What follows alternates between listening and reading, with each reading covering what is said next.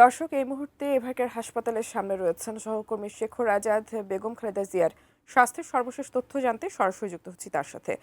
শেখর আজাদ, আপনি জানাবেন এভারকেয়ার হাসপাতালের সামনে কি অবস্থা দেখছেন?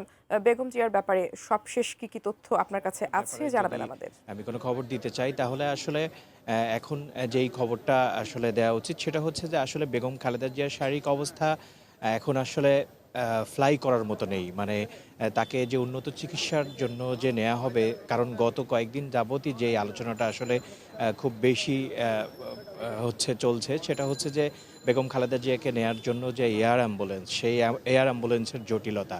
আসলে সেই আলোচনাটা গতকালকে যে তার ব্যক্তিগত চিকিৎসক যে doctor A Z M Zahid Hossain গতকালকে যে ব্রিফটা করেছে, সেই ব্রিফে সে আসলে এটা খুব স্পষ্ট করে দিয়েছে যে আসলে বেগম খালেদা জিয়াকে যে এখন পর্যন্ত উন্নত চিকিৎসার জন্য লন্ডনে নেওয়া হচ্ছে না, এটা আসলে যে সার্বিক প্রস্তুতির কোনো ঘাটতি না।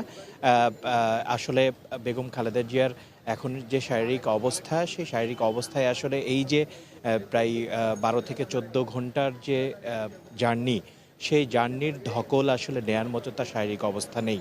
এটাই আসলে এখন বেগম খালেদা জিয়ার চিকিৎসা সংক্রান্ত বা স্বাস্থ্য সংক্রান্ত খবর।